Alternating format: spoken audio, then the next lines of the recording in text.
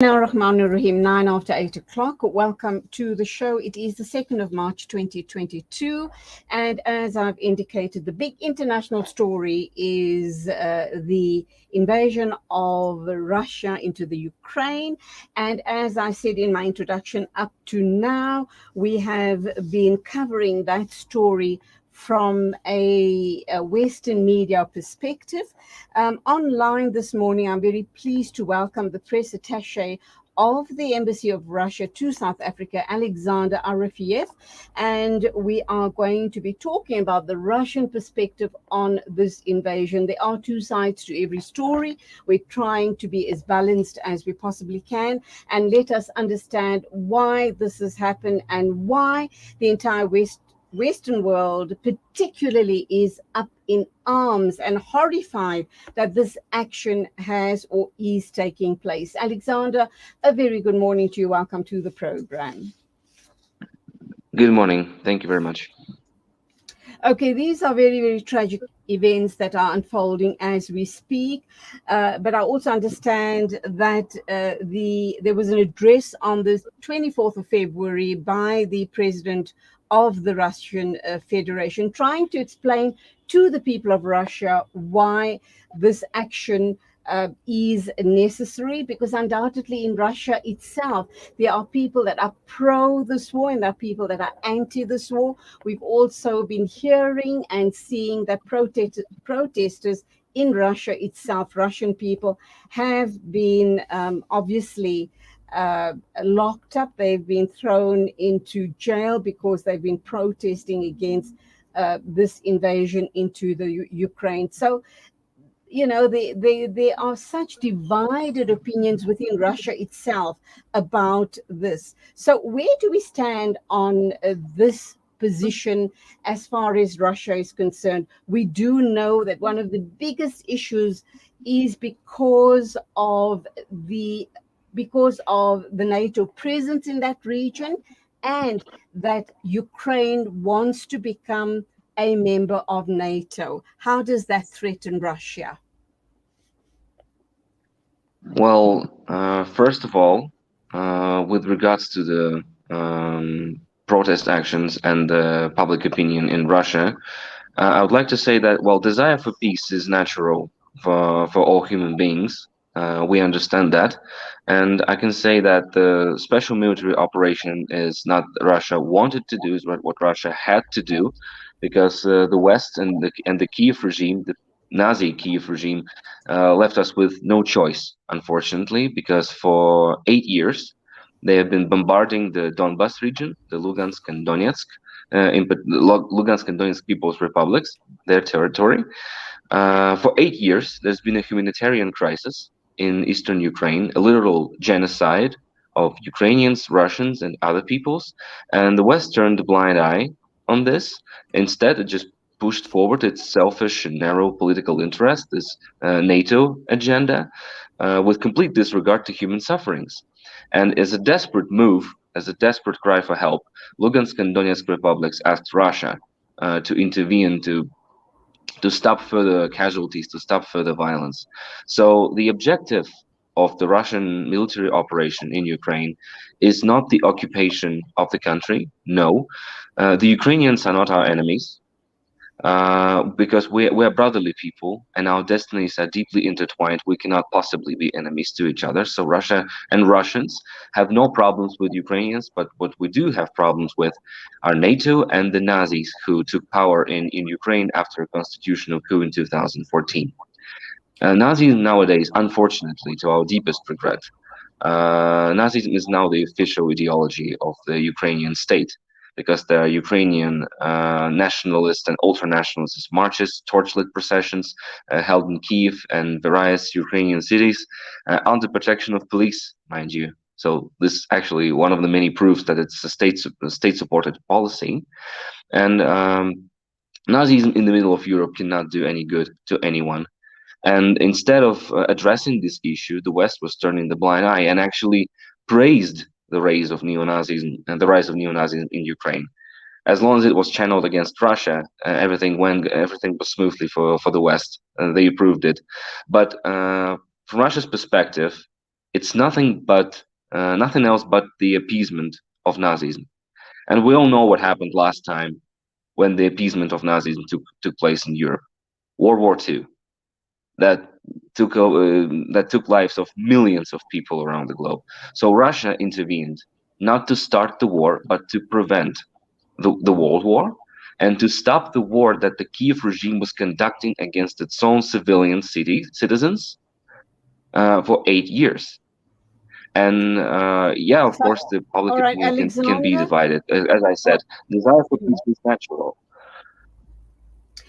Alexander, how Yes. does Russia support this allegation that Ukrainian is very neo-Nazism or neo-Nazism is a rising force within the Ukraine, and that's the reason why Russia is coming in, that together with the NATO presence on your borders?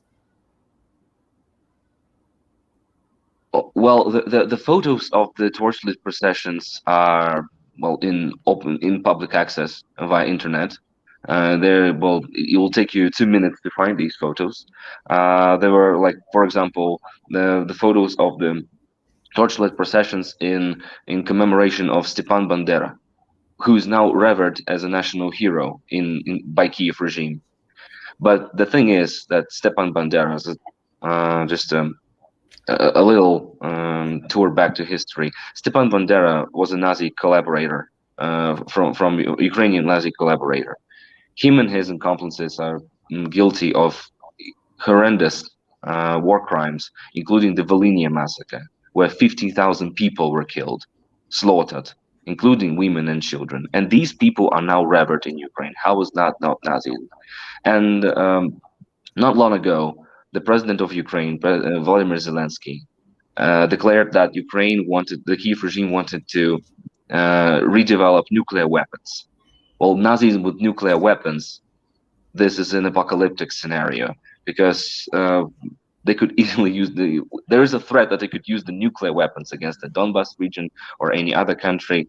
So Nazism cannot stand. This is what Nazism is not is something Russia will never reconcile with, because our country suffered, and Ukraine included, as part of the Soviet Union. We suffered heavily from the Nazis' invasion in 1941. We do not want another World War III, and it actually the intent to denazify Ukraine, to demilitarize it, finds it actually finds support among various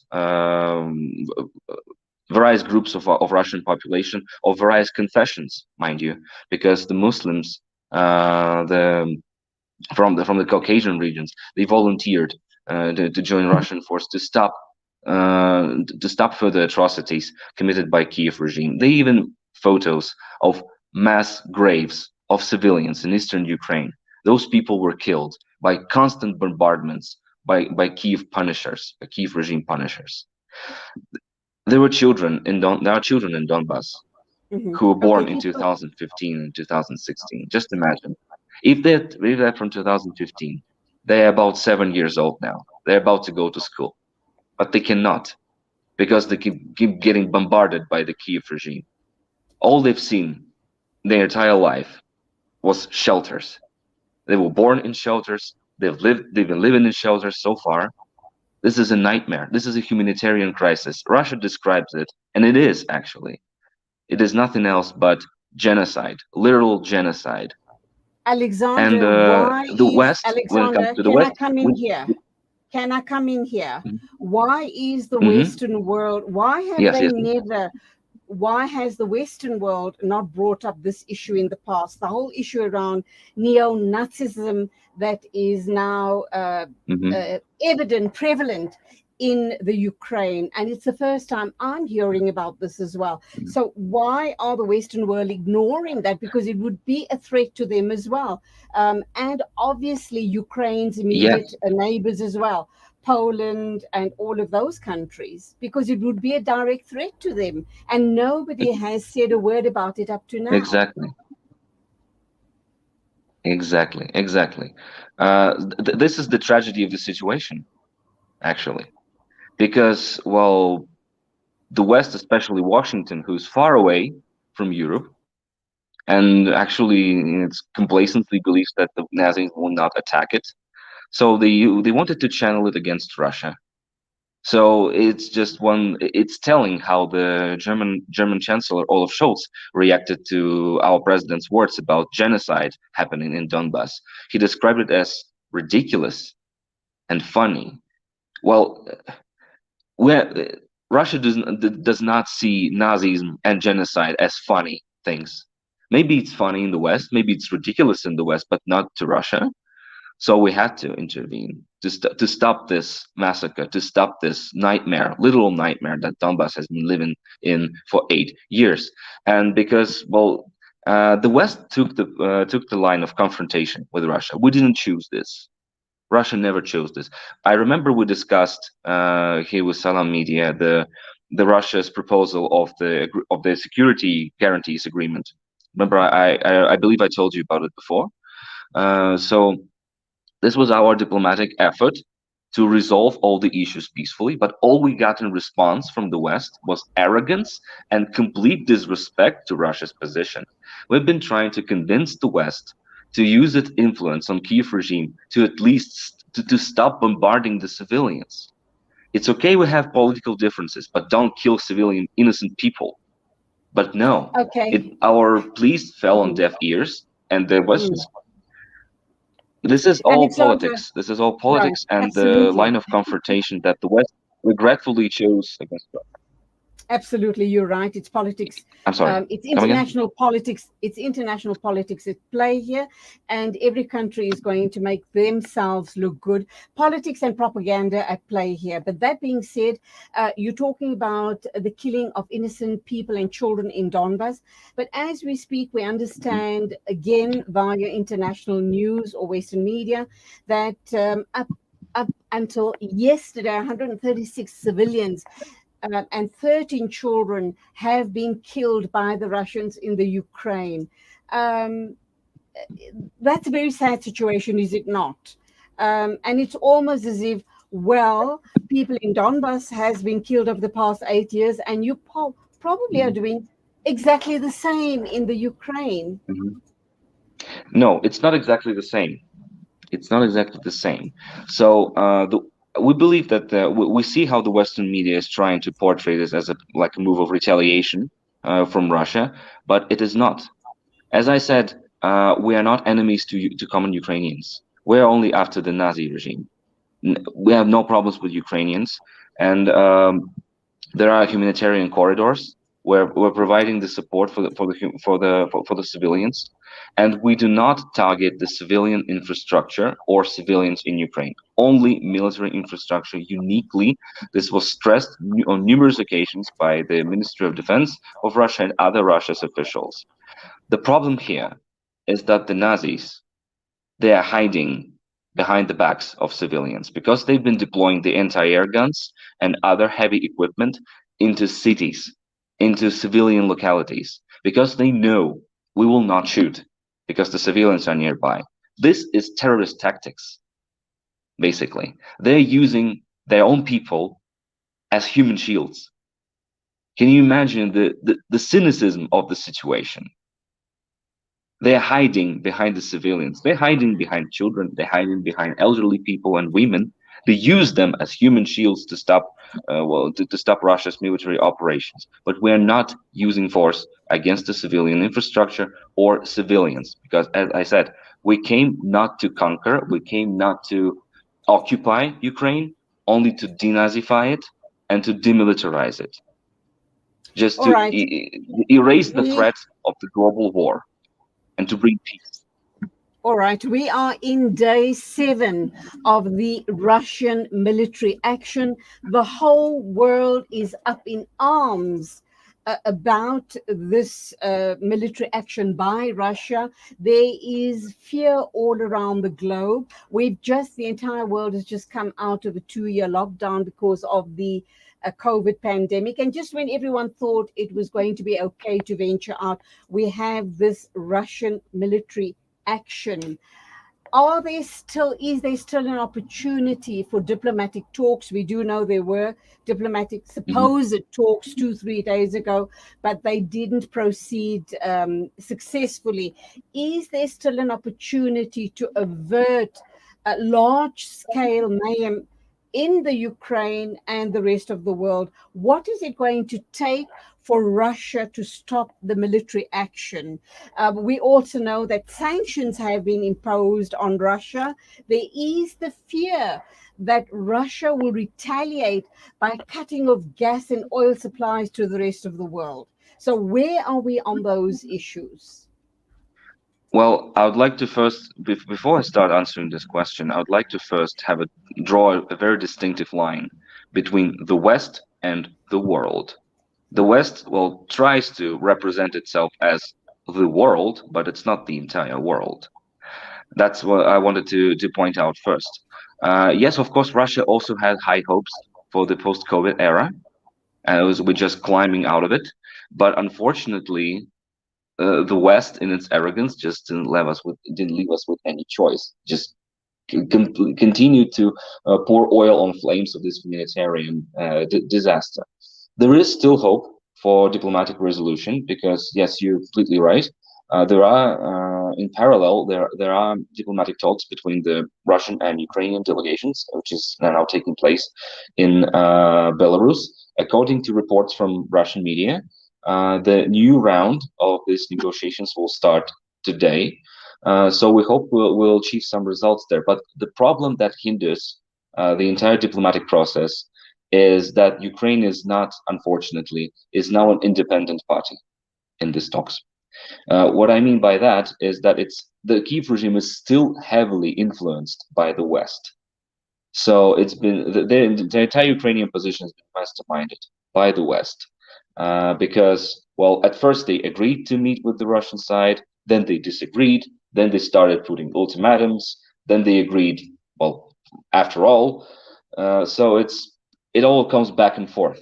So that's what hinders the effort the most. And if we look at the Western actions, if they care about the common people so much, have you ever heard of any humanitarian aid to Ukraine?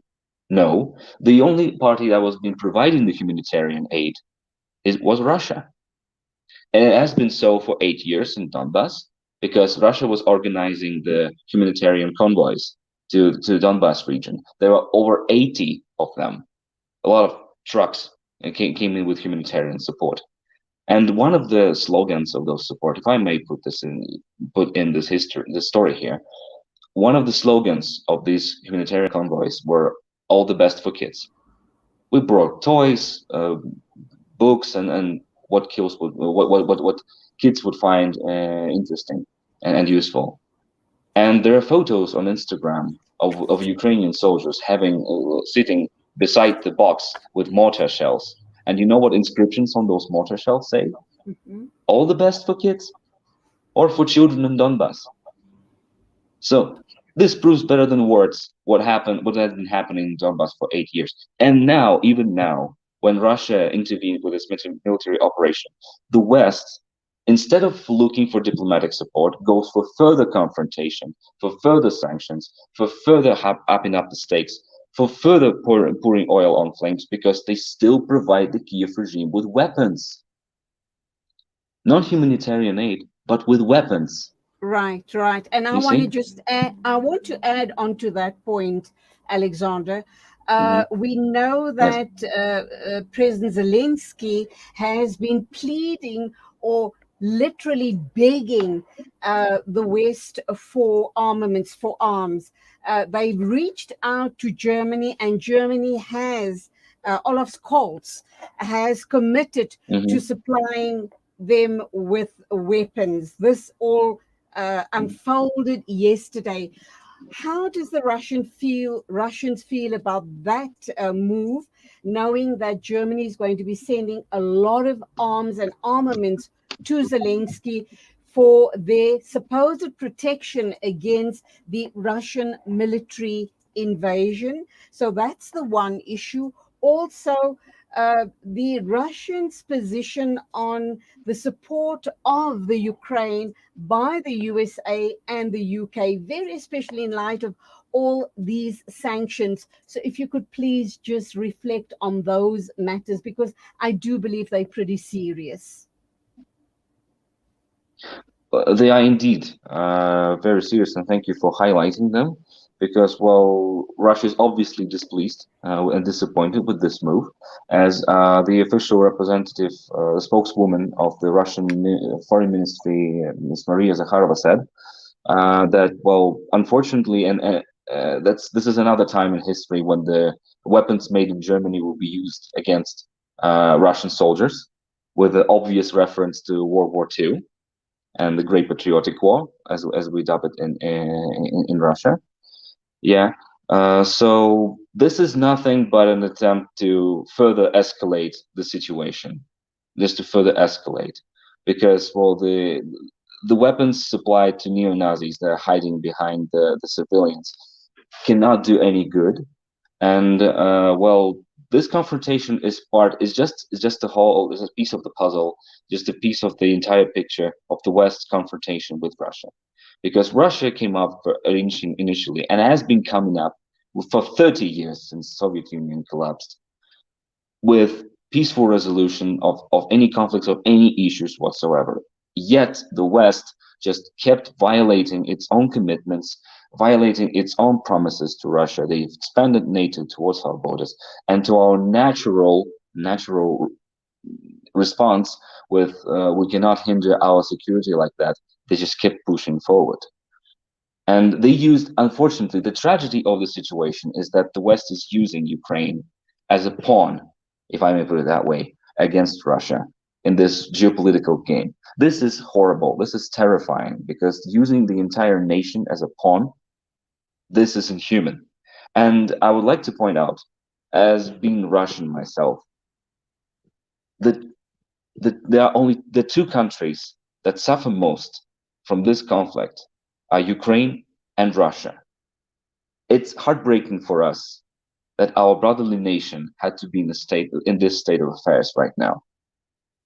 And of course, there are people in Russia who vow for peace. We struggle for peace. This is to end all the hostilities in Ukraine. This is why we're demilitarizing Ukraine. We're demilitarizing the Kiev regime, and this is why the Nazi criminals who led to this situation had to be punished. I mean, by law, not by just. I'm not talking about executions here. Don't get me wrong. Alexander, we're running out of time. I just need you to give me some short, sharp answers. The issue around Olaf Scholz, Germany's chancellor, promising to send arms to the Ukraine. How is Russia going to respond or try and stop those arms reaching Ukraine? And the USA and UK's role in all of this mayhem in that part of the world? Well, if we're speaking about the technical side of how we're going to execute that, unfortunately, I cannot talk about this. I cannot explain it because I'm not a military specialist. But we regard this move as another attempt to whip up the hostilities in Ukraine, and what Russia will carry out with a special military operation to fulfill objective of denazification and demilitarization of Ukraine, regardless of the West, what the West is doing. We need to complete this operation because this objective, its primary objective, is to stop the casualties, stop the violence, to bring peace to Ukrainian land, and to save as many lives as possible. Worst case scenario, we hope and pray it doesn't get to that, but worst case scenario, should this military invasion then escalate into a full-time war, possibly a third world war, whom do you believe, which country do you believe is going to support Russia? It's really hard to tell. It's really hard to tell because the global war is a very volatile process, and it's really hard to predict. So I'm afraid I'm not be taking that responsibility on myself. as to shape the alliances, because our best hope is that the war will not, the World War will never take place, and this is one of the reasons behind our military operation, to prevent the World War. So we hope that the operation will be a success, and the World War will, in its full sense of word, I mean, in terms of military confrontation between the countries on the global arena, will be avoided. This is what we aim. This is what we aim for. This is what the objective, one of the objectives of the military operation is. And pray that we don't get to that point. And you have With him. indicated that talks have started, ongoing talks to try, diplomatic talks to resolve this military action. Here's hoping and praying that the parties involved in the talks do come to a sensible and workable solution. Till the next time when we do talk with you again, we all are praying for peace in that part of the world. Thank you indeed for your time, Alexander Thank you very much. Arefiev. He is the press attaché of the Embassy of Russia to